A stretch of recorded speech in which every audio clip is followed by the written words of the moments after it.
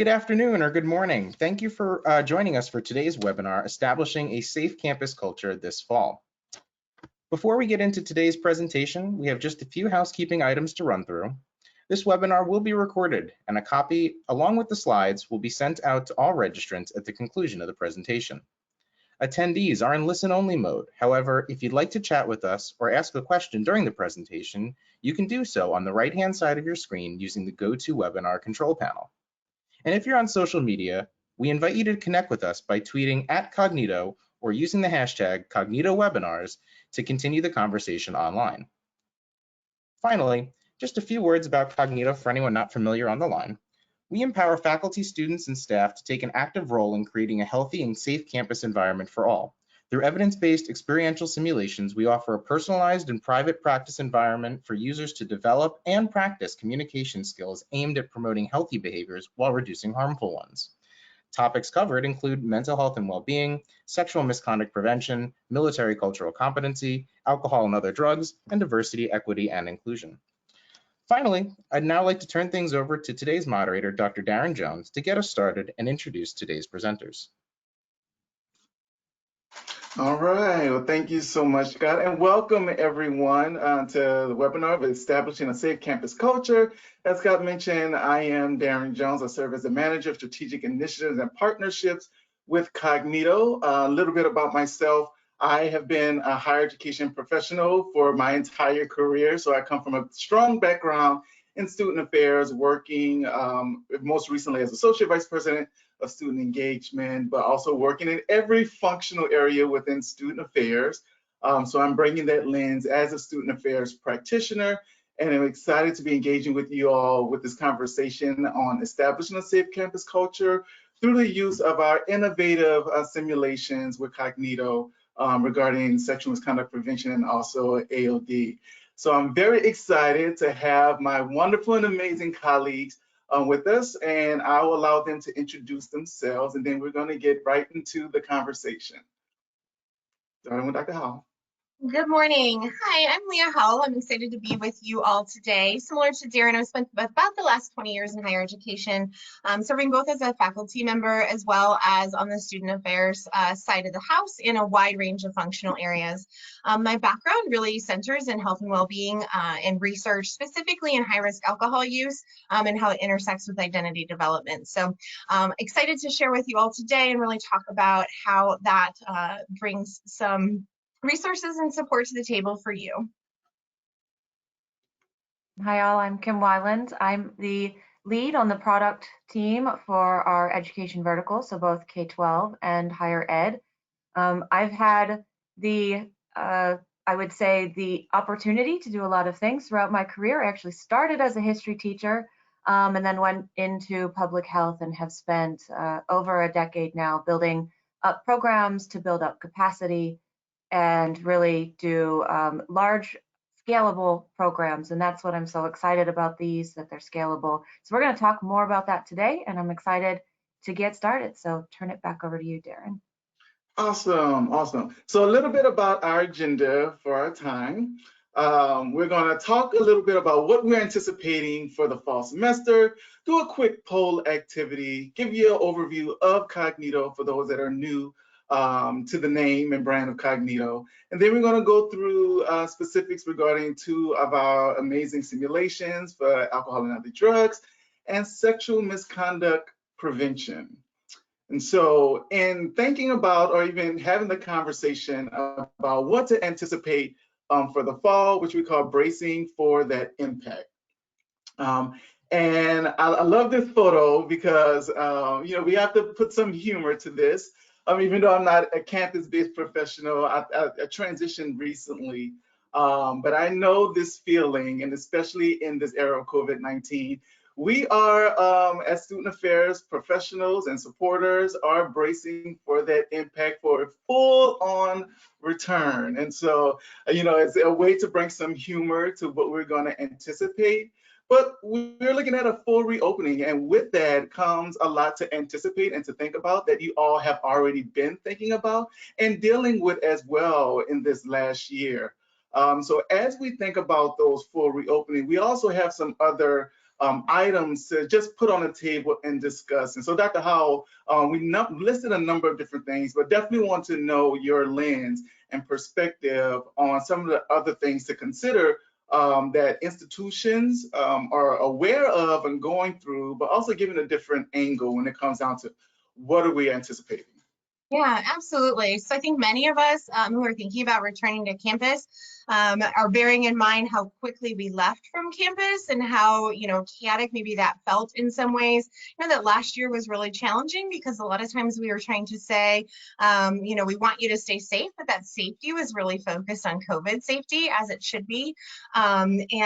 Returning back right now, recognizing that our students that have been on campus in the past and maybe missed out or feel like they missed out on things last year, maybe really ready to not only dive back into those traditions again, but maybe wanting to make up for lost time. So as we think about some of those traditional fall events, our move-ins, our homecoming events, when we think about fraternity and sorority life and some of the social events or athletics and some of the sporting events that happen, all of those pieces, we didn't have sort of that normal experience or that normalized experience last year. So not only are your students that are returning probably ready to perhaps make up for a little bit of lost time, but those students who are coming in, your first year students, which we know can, be not as familiar with campus or may have their own normal transitional challenges, are also coming in after having a very different experience in their high school.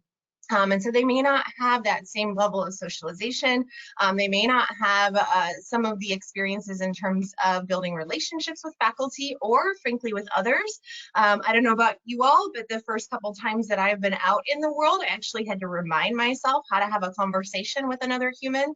And if you think about where our students are at developmentally, they're still learning how to do that already. So there's a lot of things at hand coming in.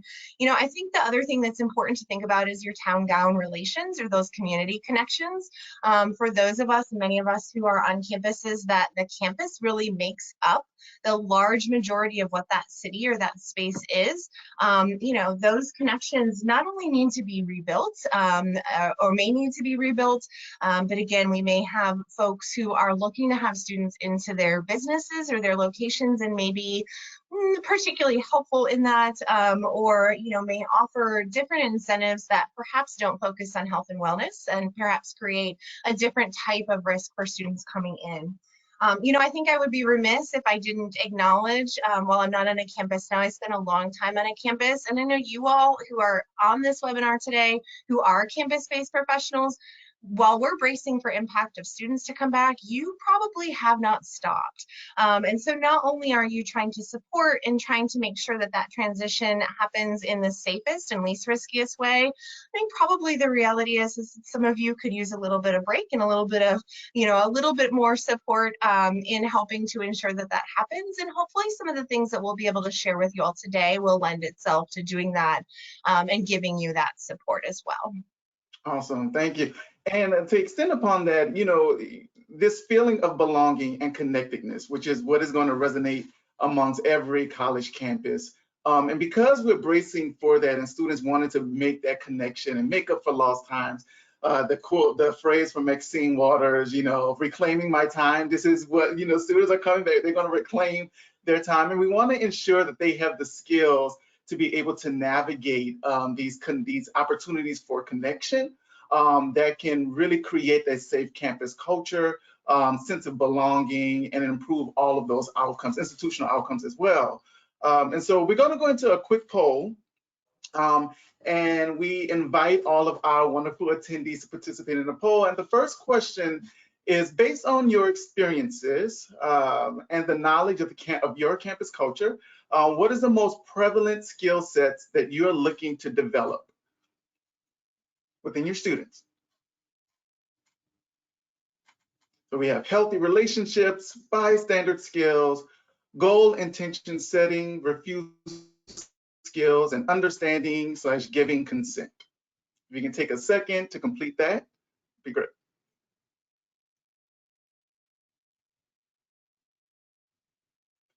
Wish we had some music.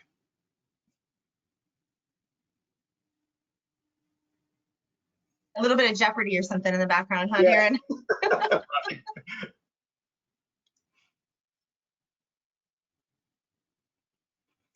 All right, so in the lead is healthy relationships. Second, we see goal intention setting. Then bystander skills and understanding and giving consent is in third place, which 0% is refusal skills, which is interesting. And Kim, I think that that's good information to know as you're talking about the simulation and why that is important as well. But healthy relationships is the number one. So let's go into the second question. And the second question is, when thinking about a training solution, what is most important for you? And we're going to pop up the question in a second.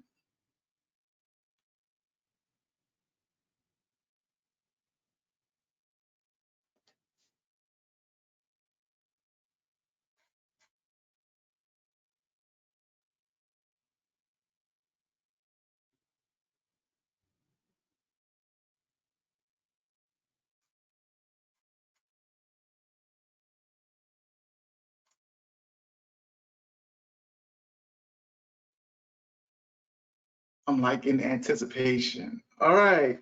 So the first thing is engaging, and this is in true student affairs fashion, right? We want our students to be engaged in whatever training solution, upskilling, or learning experience.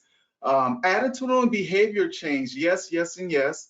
Assessment is third, with evidence-based in fourth place. And no one said scalable.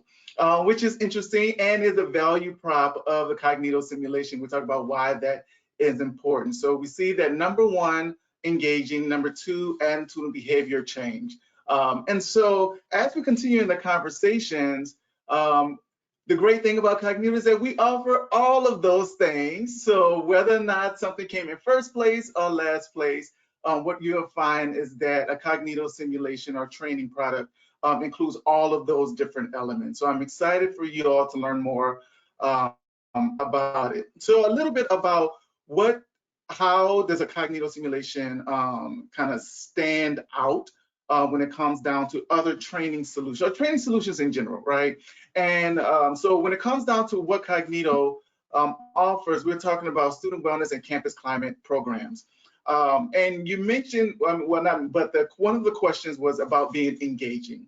And what we find with Kognito products and what our focus are is to go beyond definitions. I think knowledge acquisition is very, very important, right? We know we got to have learning outcomes associated with a lot of our experiences because we want people to know better, right? And there's the phrase, know better, do better. But then there's this gap in the middle. So just because someone knows information does not necessarily mean they're going to do better. There is this space in between where we want people to feel confident in their ability to do better and feel prepared to do better. And so with the upskilling, and that's the term, that is the now when it comes down to upskilling and micro-credentialing and everything like that, was built on evidence-based practices. And that's what really serves as a strong foundation for how our training products are built. Tailored to each learner. In student affairs, we have the phrase, we meet everyone where they are. And so when it comes down to having a training solution that meets someone where they are, there's that private and personalized practice. And there's a particular reason why we have that methodology or that approach to delivering training solutions, because you have the ability to go through an experiment, and that's what Kim is going to talk about a little later, about how these scenarios kind of manifest on a day-to-day basis or in life in general. And then there's the aspect of the scalable. Even though that was the 0% when it comes down to what was important, it's still something that is very valuable, because in higher education, we can be very limited in staff, and depending upon the functional area, and especially in the areas of wellness, well-being, Title IX, mental health, there could be one or two people that has to put on workshops for a lot of different groups. And so with a Kognito product, a Kognito training and simulation, it really allows for you to have a broad reach, but it's breadth and depth as well. And so that scalable and flexible implementation, and with the flexible piece, there's a number of different ways that it can be implemented. it is designed to be a turnkey solution, but also there can be hybrid implementations as well. So some institutions or partner campuses may rely just on the turnkey and sending it out in a scalable way. And then some may want to do complemented with other training solutions or other in-person training so that it's hybrid. So that's a great thing about what Kognito has to offer. And Leah's going to talk a little bit about the work that she's done. It's been so amazing. And developed by prevention experts and part of a powerful prevention strategy as well. There is no silver bullet, but what we feel very confident about is that may not be silver bullet, it may be a bronze one. It's a bullet there, but it is definitely something that is addressing some of the needs that are hitting what campuses are experiencing in 2021, especially in this era of COVID-19. And so it definitely is a part of that powerful prevention strategy where it complements a lot of different initiatives and solutions as well. With that in mind, I love that you talk about the differences and the different ability to use the Kognito, Kognito support and Kognito programs. One of the things that we've been working on is developing that complementary guide to really, again, focus on the idea of skill development, really focus on the idea of behavior change and allow individuals who are participating to participate one-on-one, meaning they get their own tailored feedback, as well as to allow you all to use that product in a lot of ways on campus, whether it be a staff or faculty led small group discussion, whether it be a peer-to-peer small group discussion, thinking about how do we then get that messaging out. Ultimately, at the end of the day, our hope is that it'll allow you to really be able to create that safer and less risky campus scenario, and thinking about behavior change and thinking about giving students the skills and, again, developing that self-efficacy to be able to make informed decisions, to be able to prioritize their values, to be able to support one another as they're doing that and maybe recognize when somebody else needs that help. But those guides and the product really gives you an opportunity to dig in as much or as little as you want to, even into specialized populations. So thinking about, orientation student leaders and what they may gain from participating in the small group discussion or programming, or your residence hall associations, or your athletic or club sports areas. The great thing about Kognito is that they really developed something that will allow you to meet all of those needs in whatever way makes the most sense for you. Again, with that focus on behavior change and providing those skills so that students can develop those changes for themselves. Awesome, awesome. And the next piece I'll touch on, which I mentioned, evidence-based prevention methods. And so one thing about Kognito is I mentioned going beyond knowledge acquisition and really focusing on attitudinal and behavior change. So we have great satisfaction data, which is great, right? We want people to enjoy what we have to offer. We know in order to be to really engage in something, there's a particularly emotional mindset that we want people to have as they're going through the experience, but also we want them to feel that their time was worth it. And so we find that the user satisfaction data is pretty strong, really strong, where we see 90% would recommend to colleagues, high percentage rated as excellent, very good, and a high percentage see the scenarios as something that is representative of what they observe or they can relate to when it comes down to their college experience.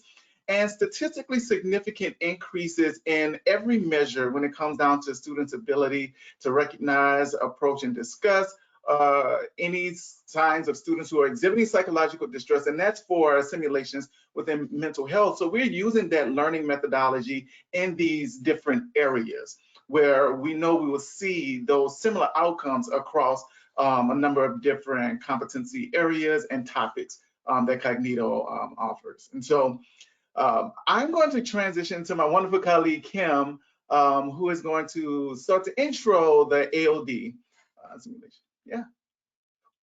Thanks so much, Darren. So you're going to hear us talk a lot about skills and behavior change today. That underpins everything that we do and our learning design. Our program, the next slide if you want to switch over, alcohol and other drug, is set to focus on some core evidence-based skills. These have all been shown to increase students' ability to manage situations involving alcohol and other drugs and lower misuse. So we've really focused in on these core evidence-based skills. And it was really important for us to, and in all of them, as you'll see, is embed this within practice scenarios. So we're going to talk about all of those practice scenarios today and how we decided on those and how we set them up and how students are able to practice those. The core ones, again, as I said, these are all evidence-based, is that we know that goal and intention setting, especially as it relates to how somebody is making choices about whether they're going to use, how they're going to use, is very important.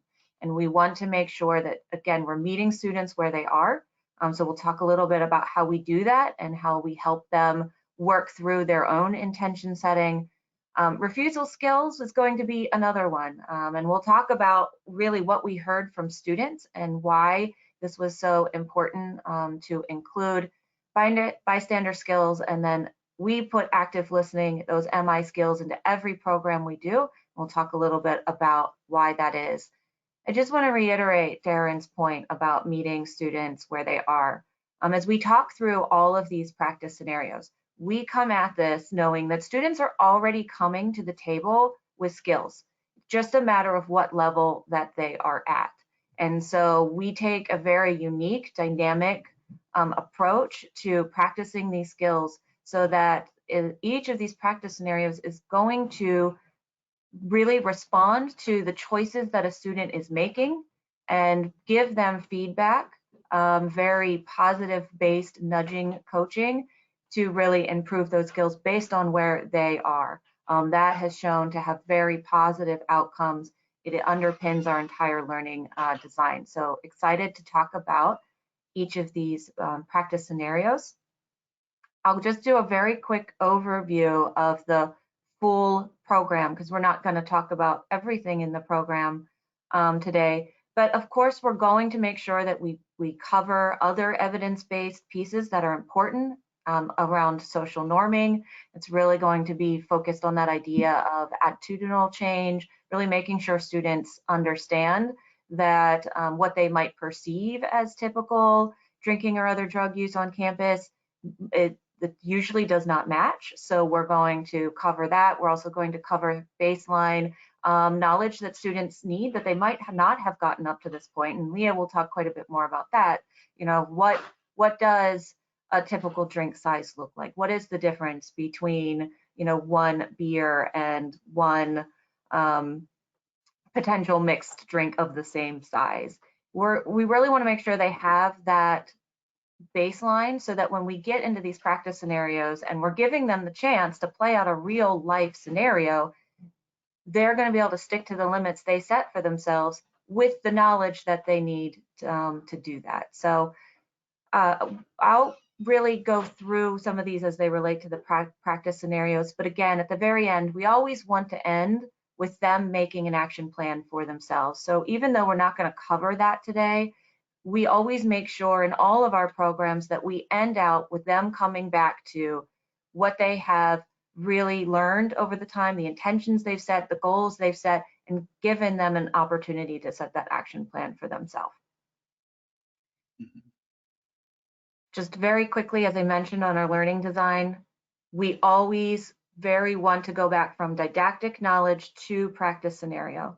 Those of you who actively work in learning design, you know that if you can practice a skill right after you have kind of been given that knowledge, it's going to embed much more deeply. If we can have the learner use reflective, they have to do cause and effect, they have to be reflective, they are being put in a situation that may feel familiar to them or they may expect they'll encounter, that really is going to have that emotional connection. It's going to embed those skills. So you'll see in each of the modules, we have some baseline at the beginning, but then for each skill set we teach, you practice it. You get feedback in a dashboard. A little bit more information, it's scaffolded, another practice scenario, dashboard and feedback. And that's really the goal to finally wrap up in Module 5, where you're setting your final action plan. So let's talk about some of these practice scenarios. We really started with choosing your limits. It is something we heard from students. It is something we heard from those who work in this area.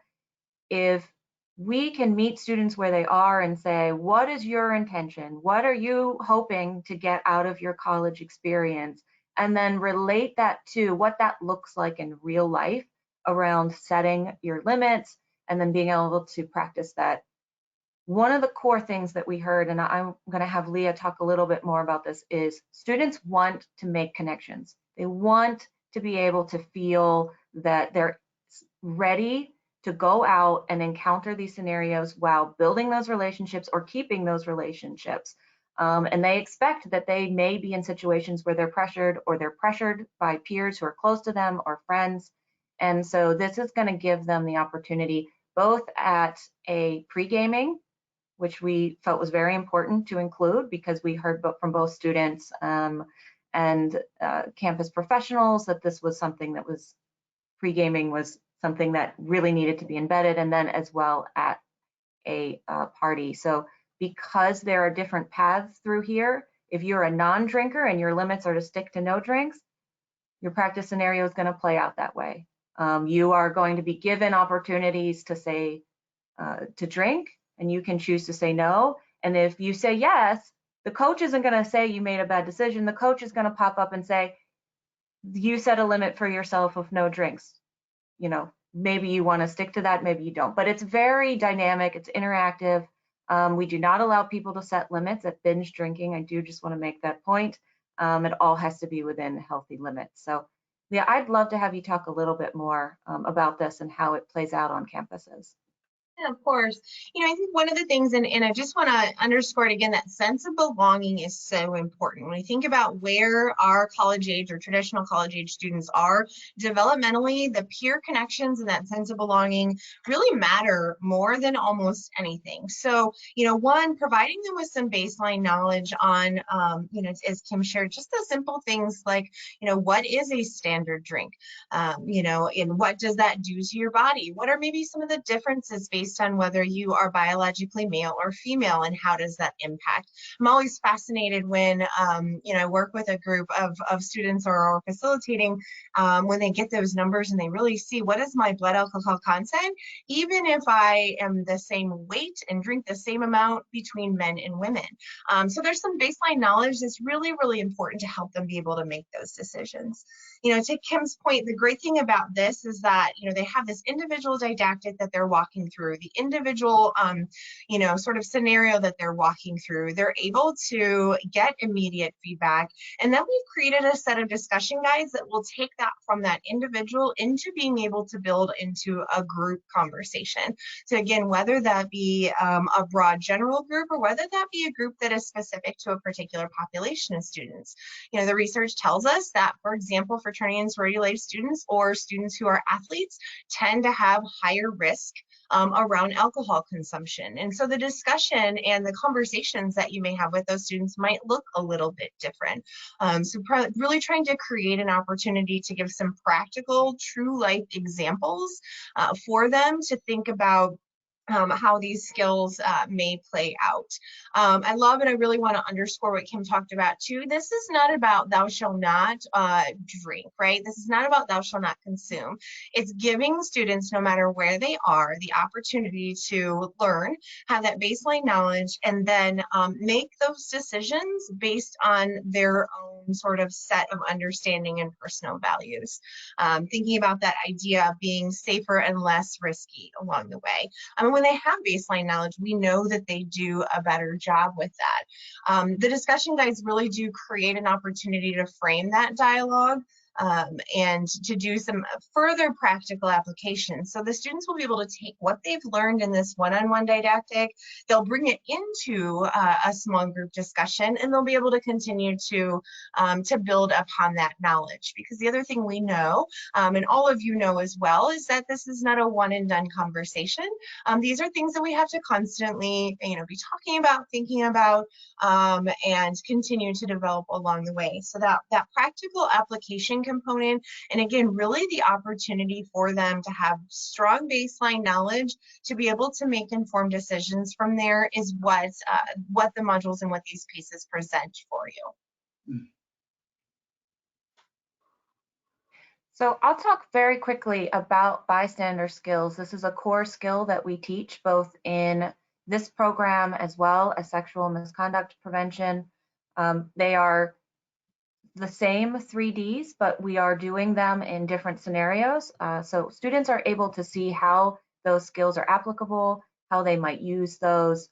We follow this story on, so you are a friend of somebody who you are concerned they have maybe had more than they should have. I shouldn't use the word should have, but you are concerned at this point that they are making some decisions. The scenario actually is one we got from students and was reinforced multiple times through user testing.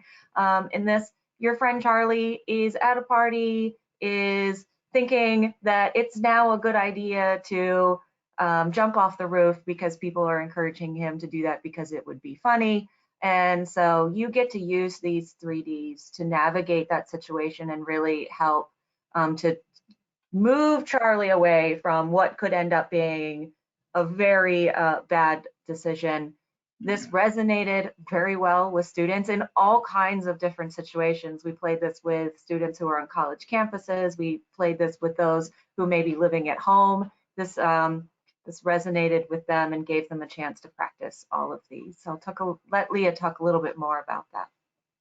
I think that the important thing to note too here is that we're not just presenting scenarios that are just about the large scale party, right? We know that some students may just, have that kickback where there's a handful of people sitting around. We know that pre-gaming is a place that, sometimes the decisions we make in choosing to or not choosing to pregame will direct your night. As we think about those 3Ds, those bystander intervention 3Ds, they are probably very familiar to you. The idea of being able to delegate, to direct, or to distract. And the thing that's important to bear in mind, both in this module and all the modules as we talk about bystander intervention, is that there is not a checklist or a right or wrong way to use these intervention tools. Again, we want to provide more tools on the tool belt for our students so that, maybe the opportunity or the outcome really needs to be about delegating because perhaps I am concerned about a friend, but I'm not in the place either in my own sort of mindset or from a safety standpoint to be able to intervene. I still have the opportunity to delegate, right?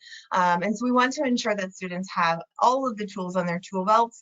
And the scenarios here allow them to practice that, allow them to see different outcomes, and the discussion guides allow you to continue that dialogue in a practical application when you are in person or in your smaller groups on campus. One of the things I love when we work with students on these is that we'll hear things like, oh, there was a really great distract phrase in there. I'm going to use that one. Or they'll say, I've heard these 3Ds before, but I had never really thought through how they might play out. So now having been able to experience, I feel like I'm going to be much more prepared in the moment to kind of make a decision, as Leah said, about what is right in that moment. So again, we really do want to focus on encouraging them to feel confident and prepared with these skills.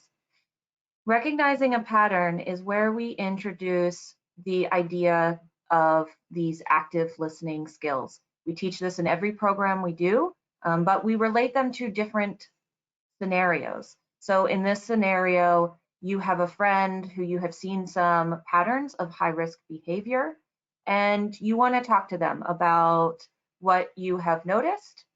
You want to do it in a very non-judgmental way.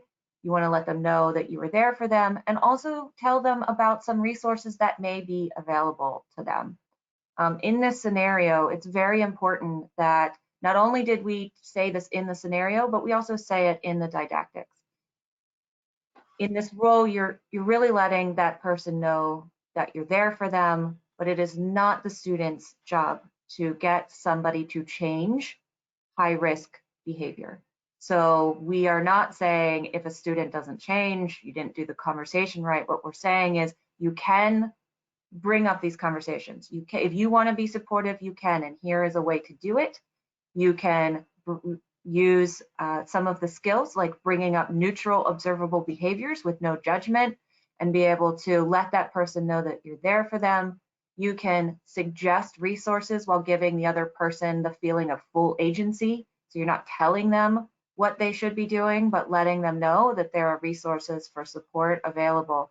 And so really practicing some of those core active listening.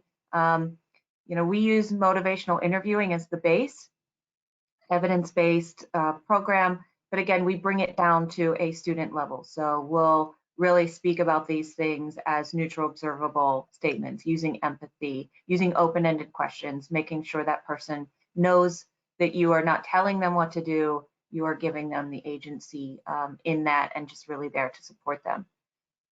Very powerful around this program, not only because we know students want to support, they tell us all the time that they do, but also because it's not only at college or in these scenarios where they want to have these conversations. This is a lifelong skill. Many of them have already wanted to have this conversation and may not have had the tools. And so the response we get from students on this conversation is overwhelmingly powerful. It was very important for us to put it in here. So Leah, I'll have you talk a little bit more about that. Yeah, I would add, I want to say it again because I think it's really important to underscore, if you are the peer interacting or intervening, we really do reiterate it's not your job to get somebody to change their behavior. And so I think that's an important thing to underscore here. In terms of recognizing a pattern, and really any of these, we're talking about them within the context of if I am a human that is helping somebody else. But one of the great things is that it also allows students to learn how to recognize perhaps patterns in themselves, or perhaps, again, thinking about limits for themselves. So it's not only reflected on how do they engage with others, it allows them to do some self-reflection as well. And that's built out into some of those discussion guides to give people the opportunity to truly reflect and think about how their own patterns may or may not be creating a healthy and safe experience for themselves. I want to talk a little bit about the same process that we went through for sexual misconduct prevention. We looked at some of the core skills and scenarios that it was important for us to cover. Within that program, bystander skills was a top one, so we spent quite a bit of time making sure we got that conversation in there and we got it right. We're going to talk about consent, which can be one that can be hard to really make sure that students understand what consent means and they're able to practice it in a way that feels comfortable for them. So we'll talk about how we were able to do that. And then again, we have another scenario where we're teaching active listening, but in this scenario, it is to support and it depends on who you're talking to, whether they want to be thought of as a victim or a survivor. So we do talk a little bit about that. But you're going to support them when they turn to you to tell them that something has happened. Again, same skill set, used in a different way, and we want to make sure that students are prepared to know the nuances of the different types of conversations and be prepared to really support their peers and their friends in that. So a high overview of the learning objectives. Again, all of our learning objectives come back to this idea of really focusing on those skills. There is baseline, again, information that they need to know around some of these terms. So everyone is speaking the same language. When I talk about scalable, it's really important because you want to reinforce a campus culture. And so if everybody's speaking the same language, everybody kind of has that same understanding of what are the skills and how do I reinforce what a safe and supportive culture looks like and I'm empowered to be part of that. That's really what we want to do with those sections as well. It is a little bit longer. It is 75 minutes, but there are 5 modules. So we are really working with universities who may want to not do all 75 minutes, of which we would encourage, but to break that into the pieces, the skills, and the modules that are right for them. So I'll just give you a quick overview of what those are. Again, that module 1, that overview, is going to be around what are the core concepts that we're going to be talking about. What are different types of sexual misconduct? What do they look like? We put them into actual scenarios, so it's not just a term. It is how this is how it would actually look like, and we make sure that they have a really good understanding of that. And then we're going to go into bystander intervention. We have one whole module around what is consent, what does it look like. They get to practice that. And then supporting a victim or survivor. And finally, we have a closing section, which is really safety tips. It's very high level. You know, for all of us, we know there is no way to say, if you do these things, nothing bad is going to happen. But there are ways that we can say, these are some things like you can call a car, or things that campus might have and ready to offer. So you're able to, in the resources, customize what those look like, push to the pages that many of you probably already have available, with some of those tips for your campus. So we'll go into quickly talk about the practice scenarios. Bystander intervention in this one is a little bit different, because there are 2 player characters, and you get to delegate actively to another person in this. So as Leah said, there is no right way. You don't have to practice all 3 of the bystander skills in each of these, but we give you the opportunity to practice all 3 if you want. So I'd love to have Leah, you talk a little bit more about this one. Yeah, at first I just sort of want to point out, we were intentional in sharing with you all both of these modules together because, as many of you know, and those of us know here, oftentimes when we're talking about sexual misconduct, alcohol plays a huge factor in that. We talk about the first 6 weeks of campus, a return to campus, that red zone, that's a particularly high-risk time. So being able to pair some of these things together and provide students with the opportunity to build those skills is important. As Kim mentioned, this scenario allows people to really pick or choose how they might intervene. And again, back to belonging, we know that when we ask students why they didn't intervene when they see something, sometimes the answer is, well, I didn't want to mess up whatever was happening between the two, right? Like they didn't want to interrupt that relationship building, even if they feel like something doesn't look quite right. And so identifying ways, such as, hey, let's go dance, or, hey, I'm walking home. Did you want to walk home with me? Is a little bit less sort of, as I would say, a little bit less obvious and a little bit more subtle, but it allows people to intervene in a safer way, or in a way that may encourage them to feel, more comfortable. We know when alcohol is in the mix, sometimes it can be really difficult to make an informed decision. So that practical application, again, that opportunity to have some scenarios and play through and think about how you might say certain things or how you might intervene, and what works for you, because what works for me may not be the same as Darren or Kim, and get comfortable with that. The guides in the didactic are written in such a way to allow students to do that and empower them to do that comfortably. So let's talk a little bit about consent. This is one that everyone's like, how in the world did you make a practice scenario about consent? We wanted to do it because we know how hard this is to do in person. It is very hard for any student to sit in person and say, okay, I'm going to take this moment seriously, where they're going to, get me to interact about consent. Now, I do think the discussion guides do that really well. And part of that is because they've had the chance to sort of play that out in the scenario.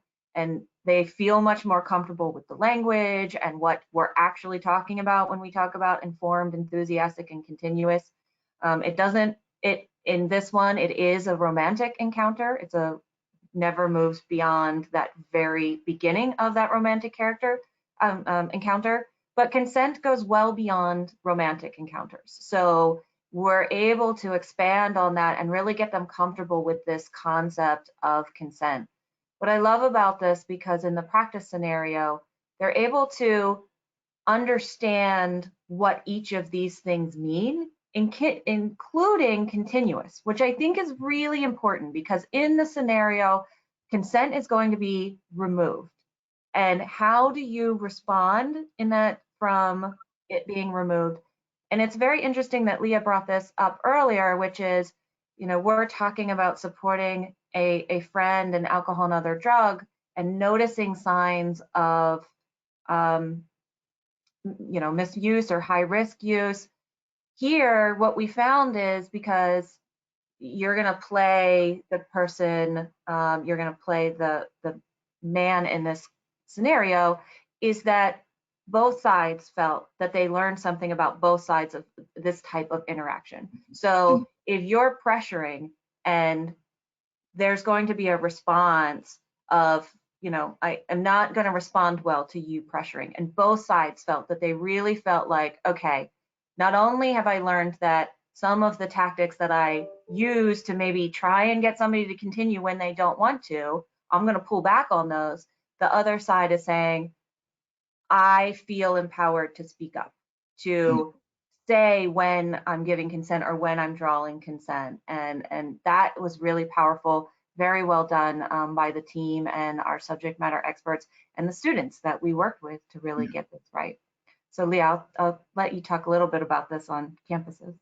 Yeah, a couple things. This particular scenario that you're seeing in front of you is a more traditional, at least visibly heterosexual scenario. The great thing about the didactic is it gives students lots of different scenarios.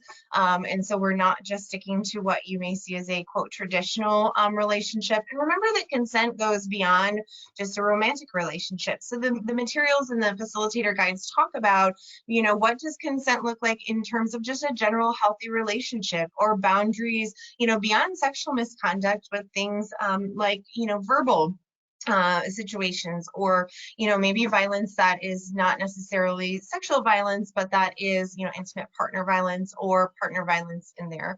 That healthy relationships component, and I love that was at the high end of people's response at the beginning, because what do we know? We know that when our students are able to identify and build healthier relationships, they're better able to navigate some of these scenarios. And so I think that the didactic, as well as the facilitator guide and the discussion guides, allow them the opportunity to do that. Consent is an incredibly difficult conversation to have. And those of you who work in sexual misconduct on campus and have a background in that as well, oftentimes run into scenarios where folks who have been identified as having violated a sexual misconduct policy really genuinely didn't understand they didn't have consent. I think that this does a really great job of underscoring, what does it mean to have informed consent? What does enthusiastic consent look like? What does continuous consent look like? Those are tough topics for fully developmentally formed adults. And so when we think about our traditional college age student, they're even more challenging.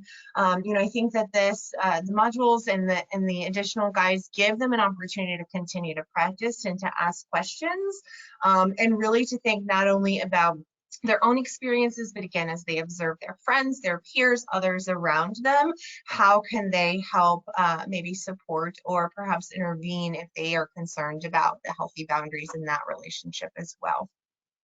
This is also an opportunity for you all on campus to talk about, what does consent mean for your campus. We recognize that some campuses have, affirmative consent as a part of their policy. So the beauty of the discussion guides allows you to interject here. What does this mean for our campus, for our community? Thinking about shared values across, for example, if we are talking about fraternity and sorority life, well, we believe in, healthy relationships here, you can tie it back really closely to those very individualized campus components, which I think is important, because what a community values is a great underpinning or a great foundation to be able to build these discussions on. Thank you, Leah. And I'm very excited to hear that healthy relationships is at the top because we really built this through that frame. And as Leah said, throughout the program, while the practice scenario is just one snippet, we have it embedded in all kinds of different scenarios that a student might. So whether they might not be able to practice those, it's within, you know, we're going to give them lots of examples of how this plays out in different types of relationships. And because we have heard as well that there are more practice scenarios that people would like to see around that healthy relationships, we are actually adding another module next year that will expand on those practice scenarios and really embed them in broader examples as well. So let's go to helping a friend because this one is so key. It is part of many required trainings, as you guys know, being able to know what resources are that are available on campus is something that you want to make sure. So not only have we built the ability here to make sure that you can put in your resources that are available on campus, we've also given them the chance to, again, practice supporting a peer, really doing that from a trauma-informed lens here, which is a little bit different than some of our others, because we want to make sure that they know their goal in this moment is not to, a lot less open-ended questions. Your goal is not to dig for details. It is to let this person know that you are there to listen, to support them. And even when talking about resources on campus, you're doing that from the lens that they have full agency. You are not telling them what to do. You are not even encouraging one option over another. You are truly raising options and giving them the space to know that you support them as they decide what their next best step is for them. And that's something that until you've been in that moment, you might not have thought through what that scenario looks like. And again, when we talk to students, they are so moved by this because they want to get it right in that moment. When it happens, they want to know that they are going to be able to say some of the right things to let that person know that they're there to support them. And so this is one of those ones where, again, using some of those active listening skills, but knowing how to use them in the scenario is really key.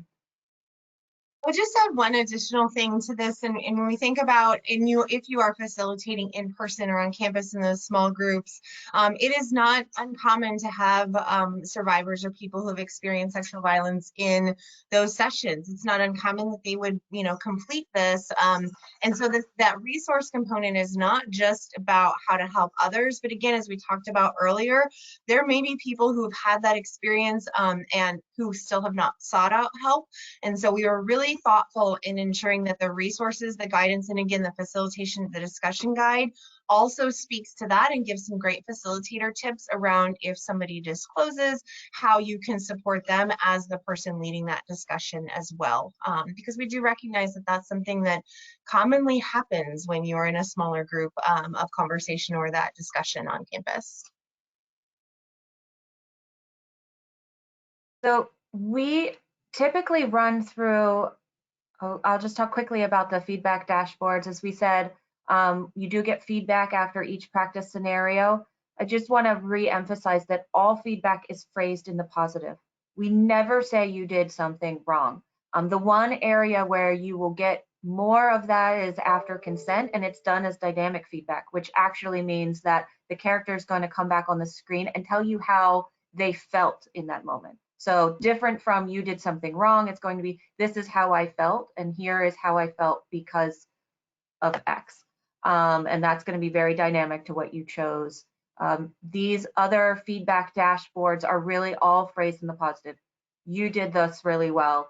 Think about maybe trying some of these next time. And that's really based on what we know about moving the dial, again, on confidence and preparedness, and really nudging people away from whether it's, maybe a negative behavior.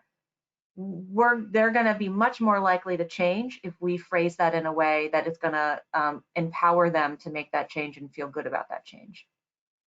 So when we talk about attitudinal and behavior change, we take the science of that very seriously. So I'll just wrap up real quickly because I do want to leave a little bit of time for questions. We typically run through a demo, but trying to cover both programs in one because we've ran just a little bit long. So we will be sending demos to anyone from this program, to everyone from this program of both of these as well. We also have our mental health program for students, and we have several others as well. So if there are others that you would be interested, we can supply those as well. It's one thing to hear about these practice scenarios. It's another thing to be able to actually go through them, and we really want you guys to have the opportunity to do that, because that really is what makes this unique and why we're so excited about these programs. I will. All right. Well, thank you all so much. Just a couple quick notes. I don't think we have any questions, but I want to leave us with some additional information. Thank you, Kim and Leah, for participating. And one thing that I encourage everyone to think about as you're looking at different solutions to improve that culture of care and improve a safe campus environment, is really thinking about how does this happen, right? And there's a number of different ways, depending upon the institutional context and that culture, where Kognito can really complement and support those efforts. And so it's easy to think about the S&P from Title IX perspective and the AOD from a health center or wellness prevention coordinator perspective. But really, we're talking about every functional area. You know, this is creating a safe campus environment is an institutional responsibility. So the work that Kim has done and the work that Leah has done has really made it to where Kognito can be dynamically implemented in a number of different spaces. So whether you are overseeing orientation, there's definitely a space there. Whether you're the director of residence life, there's definitely a space there. If you're the director of fraternity and sorority affairs, there's definitely a space there. If you work in athletics, so on and so forth. Or if it's mentoring programs, because there's a lot of retention programs that happen, and there's a huge mentoring element in that. And so if you think about all these different functional areas, there is a place for Kognito in a number of these different pockets.